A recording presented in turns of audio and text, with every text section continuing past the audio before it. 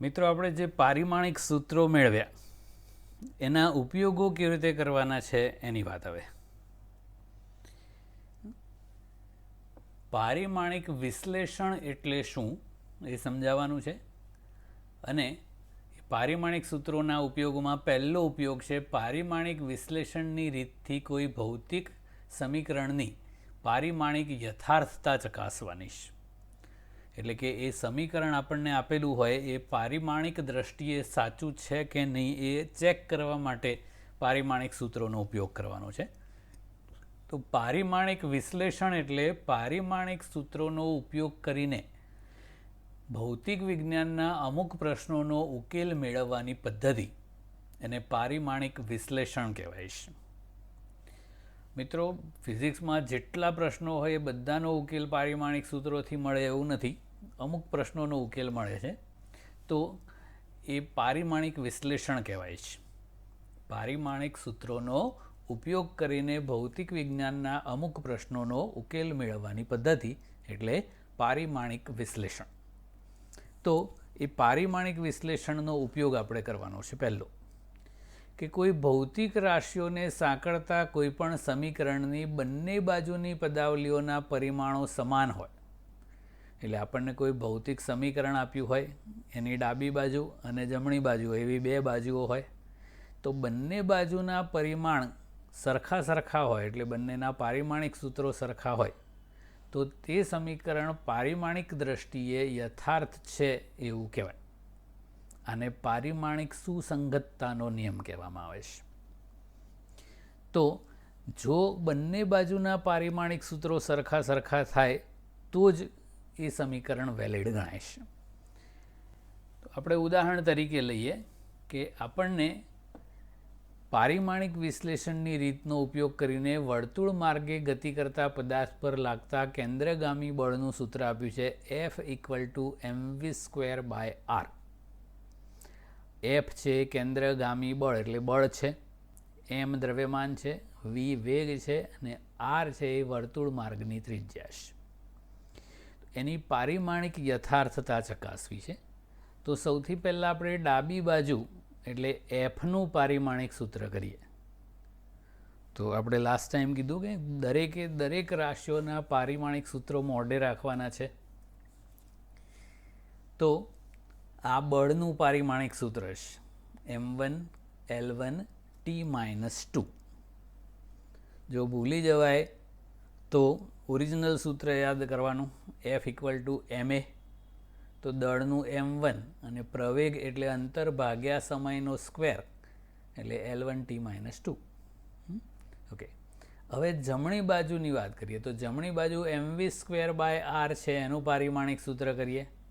તો mv²/rનું પારિમાણિક સૂત્ર એટલે mનું પારિમાણિક સૂત્ર, પછી આ vના પારિમાણિક સૂત્રનો સ્ક્વેર ભાગ્યા rનું પારિમાણિક સૂત્ર. તો દળનું પારિમાણિક સૂત્ર એટલે m1 થયું. વેગનું અંતર ભાગ્યા સમય પરથી L1T-1 એનો હોલ સ્ક્વેર, અને આ r ત્રિજ્યા એટલે અંતર છે એટલે L1. હવે આ m1નું m1 જ, આ જે સ્ક્વેર છે એ ઘાતાંકને અંદર ગુણી નાખવાની એટલે આ L2 થઈ જાય અને આ T-2 થઈ જાય, અને આ છેદમાં છે L1નો L1 જ. હવે એનું સાદુરૂપ આપી દઈએ. તો મિત્રો, સાદુરૂપ આપ્યું તો આપણને પારિમાણિક સૂત્ર જમણી બાજુનું મળ્યું m1L1T-2, અને ડાબી બાજુનું એટલે Fનું પારિમાણિક સૂત્ર કરેલું એ પણ m1L1T-2 હતું. તો ડાબી બાજુ એટલે Fનું પારિમાણિક સૂત્ર અને જમણી બાજુ એટલે mv²/rનું પારિમાણિક સૂત્ર, બંને m1L1T-2 સરખા થયા એટલે આપેલ સમીકરણ પારિમાણિક દ્રષ્ટિએ યથાર્થ છે.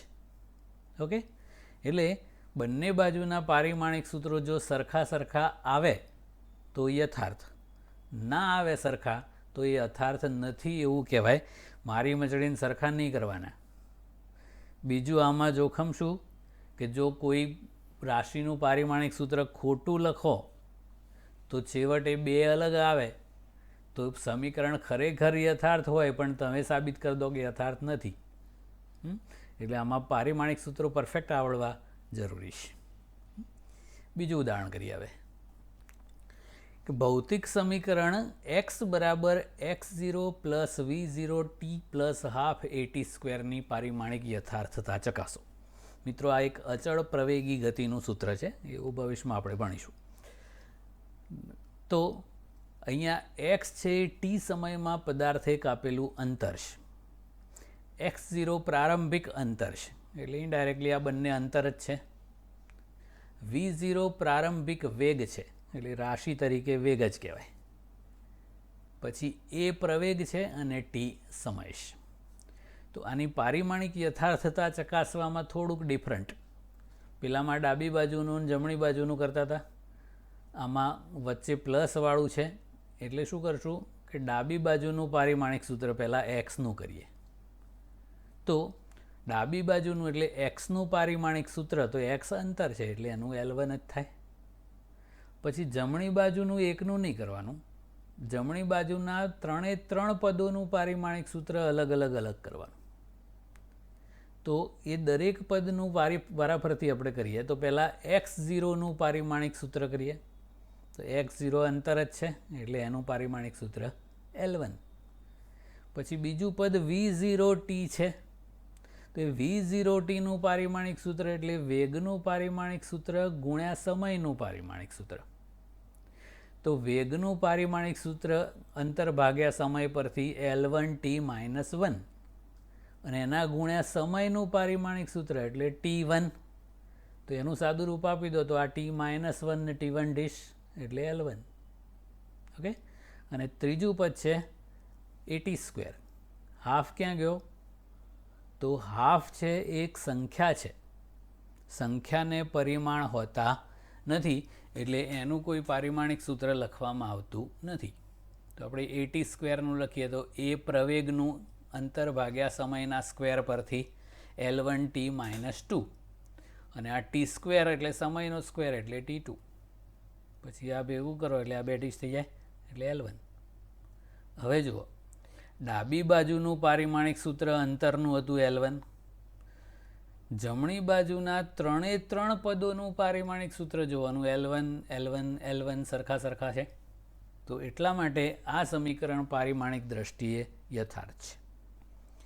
જો આમાંથી આ 4 આપણે મેળવ્યા, ડાબી બાજુનું 1 અને જમણી બાજુના આવા 3 પદના 3, આમાંથી એક પણ અલગ આવે તો આ સમીકરણ પારિમાણિક દ્રષ્ટિએ યથાર્થ નથી એવું કહેવાય.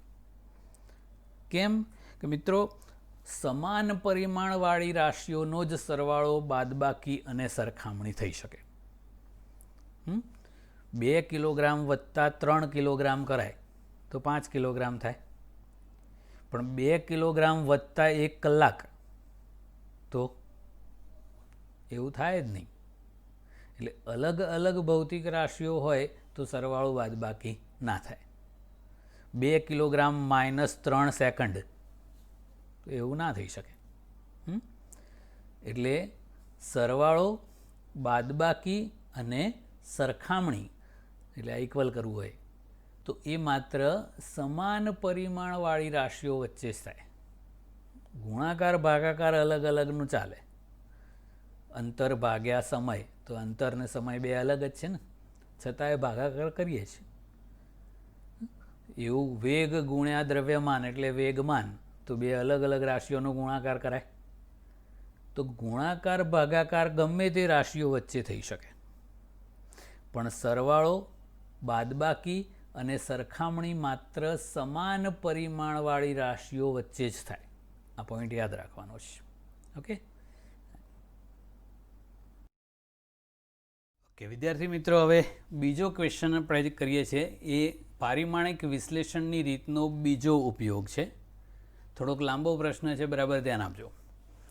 પારિમાણિક વિશ્લેષણની રીતથી કોઈ ભૌતિક રાશિનો અન્ય ભૌતિક રાશિઓ સાથેનો સંબંધ દર્શાવતું સૂત્ર અથવા સમીકરણ મેળવવું. તો આપણને ઉપયોગ 1માં શું હતું, એમાં સમીકરણ આપી દીધેલું હતું, આપણે ખાલી ચકાસવાનું હતું કે એ પારિમાણિક દ્રષ્ટિએ સાચું છે કે નહીં.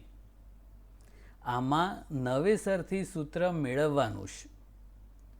તો ઉદાહરણ તરીકે આપણે લઈએ કે સાદા લોલકના આવર્તકાળનું સમીકરણ મેળવવું છે. આવર્તકાળ એટલે એક દોલન માટે લાગતો સમય. તો આવું એક સાદું લોલક છે, એક દ્રઢ આધાર છે, એની સાથે એક પાતળી હલકી દોરી લટકાવેલી હોય અને એના છેડે એક એમ દળનો દળદાળ ગોળો લટકાવેલો હોય. પછી એને આમ એક સાઈડ લઈ જઈને છોડી દઈએ એટલે આમ દોલનો કરે, એને સાદું લોલક કહેવાય. તો સાદા લોલકનો આવર્તકાળ એટલે એક દોલન માટે લાગતો સમય એ કોની પર આધાર હોય? તો પહેલું છે લોલકની લંબાઈ. આ દ્રઢ આધારથી આ ગોળાનું કેન્દ્ર એ લોલકની લંબાઈ કહેવાય. એમ એ લોલકનું દળ છે, જી ગુરુત્વ પ્રવેગ છે અને આટલેથી આટલે ગોળો જાય એટલે આ ખૂણો બન્યો એ એનું કોણીય સ્થાનાંતર છે. તો લોલક સાથે આવી 4 રાશિઓ સંકળાયેલી છે. તો આમ જઈને પાછું આવે એટલે આ એક દોલન પૂર્ણ થયું કહેવાય. એ એક દોલન માટે લાગતો સમય આવર્તકાળ કહેવાય. એ આવર્તકાળ કોની પર આધાર રાખે? તો પહેલું છે લોલકની લંબાઈ, પછી બીજું છે લોલકનું દળ, ત્રીજું છે ગુરુત્વ પ્રવેગ અને ચોથું છે કોણીય સ્થાનાંતર. તો આ 4 બાબતો પર આધારિત હોઈ શકે, હોય જ એવું આપણને ખબર નથી, કારણ કે એ તો સંબંધ આપણે મેળવવાનો છે. તો પારિમાણિક સૂત્રોનો ઉપયોગ કેવી રીતે કરવાનો છે એ તો આવું આપણે ધારી લેવાનું છે કે ધારો કે લોલકનો આવર્તકાળ ધારો કે દળના એ ઘાતના સમપ્રમાણમાં છે. ટી ચલે છે m⁴ એ શું છે એ આપણને ખબર નથી, એ આપણે મેળવવાનું છે, એ અજ્ઞાત છે. એવી જ રીતે એ આવર્તકાળ છે એ લોલકની લંબાઈના ધારો કે બી ઘાતના સમપ્રમાણમાં છે, ગુરુત્વ પ્રવેગના સી ઘાતના સમપ્રમાણમાં છે અને કોણીય સ્થાનાંતર થીટાના ડી ઘાતના સમપ્રમાણમાં છે એવું આપણે ધાર્યું. બધાને ભેગું કરીને લખીએ તો આવું લખાય: ટી ચલે છે m⁴ l⁵b g⁵c θ⁵d. સપ્રમાણતા દૂર કરો એટલે એક અચળાંક મળે, સપ્રમાણતા અચળાંક k લખ્યો. તો t = k × m⁴ l⁵b g⁵c અને θ⁵d. આ જે k છે એ સપ્રમાણતા અચળાંક છે અને અહીંયા એક મર્યાદા છે કે એ સપ્રમાણતા અચળાંક છે એ પરિમાણ રહિત હોવો જોઈએ. જો આને પરિમાણ હોય એટલે આ એકમવાળું કશું હોય તો આ રીત ના ચાલે. એટલે આ માત્ર સંખ્યા છે અને આ જે ઘાતાંકો આપણે ABCD લીધી એ બધી વાસ્તવિક સંખ્યાઓ છે, બિલોંગ્સ ટુ R એટલે વાસ્તવિક સંખ્યાઓ છે. એ ધન, ઋણ, 0, પૂર્ણાંક, અપૂર્ણાંક, સમમેય, અસમમેય કોઈ પણ હોઈ શકે. તો એ ABCDની કિંમતો આપણે પારિમાણિક સૂત્રોનો ઉપયોગ કરીને મેળવવાની છે. તો આ જે સમીકરણ 1 બનાવ્યું એ પારિમાણિક દ્રષ્ટિએ યથાર્થ છે એવું આપણે સ્વીકારીને આગળ વધવાનું છે. ઓકે મિત્રો, હવે આપણે જે સમીકરણ બનાવ્યું એમાં બંને બાજુ પારિમાણિક સૂત્રો લખીએ. ડાબી બાજુ આવર્તકાળ t હતો તો એટલે સમય થાય, એનું પારિમાણિક સૂત્ર છે m⁴l⁴t1 = જમણી બાજુ k હતો પણ એ તો સંખ્યા છે, પરિમાણ રહિત હોય એટલે એનું કંઈ નહીં લખવાનું. પછી m⁴ હતું તો દળનું પારિમાણિક સૂત્ર m1 અને એની જે ઘાતાંક a છે એ એઝ ઇટ ઇઝ m1⁴ પછી લંબાઈ હતી તો લંબાઈનું L1 અને એની ઘાતાંક હતી b. પછી ગુરુત્વ પ્રવેગ એટલે એક જાતનો પ્રવેગ જ છે, અંતર ભાગ્યા સમયનો સ્ક્વેર એટલે એનું પારિમાણિક સૂત્ર m0L1T - 2 રેઝ ટુ c, અને થીટા રેઝ ટુ ડી હતું. તો થીટા તો ખૂણો છે, પરિમાણ રહિત હોય, એનું m0L0T0 રેઝ ટુ ડી. હવે આ ઘાતાંકોને અંદર ગુણીએ તો અહીંયા ગુણો તો આ m raise to a, L raise to b, પછી આ L raise to c, t raise to -2c, અને આ તો બધું 0 0 0. ખ્યાલ આવ્યો કે નહીં? આ 1 ઇન્ટુ a કરવાનું, એટલે m raise to 1 into a એટલે a, પછી L raise to 1 into b એટલે b, પછી m raise to 0 into c એટલે 0, પછી L raise to 1 into c એટલે c, અને t raise to -2 into c એટલે -2c, અને આ ડીશ. હવે આધાર સરખા હોય તો ઘાતાંકોનો સરવાળો થાય. તો આ m રેઝ ટુ a એમનું એમ જ, આ આધાર સરખા છે એના ઘાતાંકોનો સરવાળો કરો એટલે L raise to b plus c થઈ ગયું, અને આ t રેઝ ટુ -2c. તો ડાબી બાજુ m0L0T1 છે, જમણી બાજુ મળ્યું m raise to a L raise to b plus c t raise to -2c. હવે બંને બાજુ સમાન આધાર હોય એવા પદોના ઘાતાંકો સરખાવાના, એટલે આ mના ઘાતાંકો, Lના ઘાતાંક અને tના ઘાતાંકો. તો 3 સમીકરણો બને. તો બંને બાજુના mના ઘાતાંકો સરખાઈએ એટલે આ a ઇક્વલ ટુ 0 થાય, પછી Lના ઘાતાંકો સરખાવો એટલે આ b plus c equal to 0 થાય, અને -2c ઇક્વલ ટુ 1 થાય. ઓકે, તો આપણને એક કિંમત એની મળી ગઈ, a ઇક્વલ ટુ 0. પછી આ -2c ઇક્વલ ટુ 1 છે, તો -2 ને નીચે લઈ જાઓ એટલે c ની કિંમત મળી જાય c ઇક્વલ ટુ -1/2. અહીંયા c ની કિંમત -1/2 મૂકો એટલે b -1/2 ઇક્વલ ટુ 0, પછી આ બાદ લાવી દો એટલે b ઇક્વલ ટુ 1/2. અને આ ડીનું તો બધું 0 0 થઈ જ ગયેલું એટલે d ઇક્વલ ટુ 0 જ ગણી લેવાનું. તો a b c d કિંમતો થઈ ગઈ. એની કિંમત 0, ડીની ઓલરેડી 0 જ છે, બીની હાફ અને સીની -હાફ. આ કિંમતો આપણે સમીકરણ 1માં મૂકી દઈએ. તો આ બાજુ t ઇક્વલ ટુ k નો k, m raise to a એટલે m raise to 0, L raise to b એટલે L raise to half, g raise to c એટલે g રેઝ ટુ -હાફ, અને થીટા રેઝ ટુ 0 એ તો લખવાની જરૂરત નહીં, કોઈ પણની 0 ઘાતાંક એટલે 1 કહેવાય. તો આ m રેઝ ટુ 0 એટલે 1 થઈ ગયું, L રેઝ ટુ હાફ એટલે √L વર્ગમૂળમાં, અને આ g રેઝ ટુ -હાફ એટલે છેદમાં વર્ગમૂળમાં, એટલે આ √g નીચે, એટલે આખું લખી દીધું √L/g. હવે બીજી એક મર્યાદા કે આપણને અહીંયા ABC 3 જ હતું, તો MLTના ઘાતાંકો સરખા હોય એટલે 3 જ સમીકરણ બને આવા. તો બીજગણિતનો નિયમ છે કે જેટલા સમીકરણ ઉકેલો ને એટલી અજ્ઞાત રાશિઓ મળે. તો જો અહીંયા આ 3થી વધારે ABCની જેમ, અહીંયા D તો 0 હતો એટલે પ્રશ્ન ના થયો, પણ ધારો કે અહીંયા ચોથી કોઈક રાશિ હોત તો આ ના ચાલત. MLTના ઘાતાંકો સરખાવીએ તો 3 સમીકરણ બને, એટલે 3 જ અજ્ઞાત રાશિઓ મળે ABC.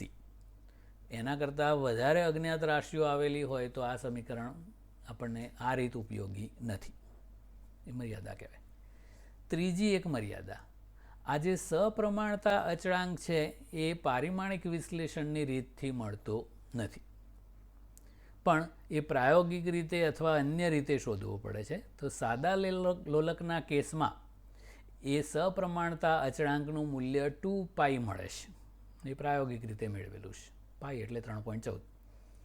તો એ કેની કિંમત અહીંયા મૂકી દીધી એટલે t ઇક્વલ ટુ 2π √L/g એ સાદા લોલકનું સમીકરણ છે. તો આ રીતે પારિમાણિક સૂત્રોનો ઉપયોગ કરીને આપણે આવું એક સમીકરણ મેળવી શક્યા. આની એક ચોથી મર્યાદા પણ છે કે આવા સિમ્પલ ગુણાકાર, ભાગાકાર, વર્ગ, વર્ગમૂળવાળા હોય એવા સમીકરણ મળી જાય, પણ જો સૂત્રની અંદર કોઈ ત્રિકોણમિતીય વિધેય હોય, સાઇન, કોસ, ટેન એવા, તો આ રીત ના ચાલે. પછી લોગવાળા પદો હોય તો પણ ના ચાલે. પછી ચર ઘાતાંકીય પદો આવે છે, e⁻² વાળા, એ ભવિષ્યમાં આવશે, એવા સમીકરણ પણ પારિમાણિક વિશ્લેષણથી મળતા નથી. એટલે આ પારિમાણિક વિશ્લેષણ એટલે પારિમાણિક સૂત્રોનો ઉપયોગ કરીને ભૌતિક વિજ્ઞાનના અમુક પ્રશ્નોનો ઉકેલ મેળવવાની પદ્ધતિ. બસ તો આપણે બે ઉપયોગો કર્યા. પહેલું પારિમાણિક યથાર્થતા ચકાસવાનો, અને બીજું આ રીતે કોઈ ભૌતિક રાશિનો અન્ય ભૌતિક રાશિઓ સાથેનો આવો સંબંધ મેળવવાનો. Okay, that's it.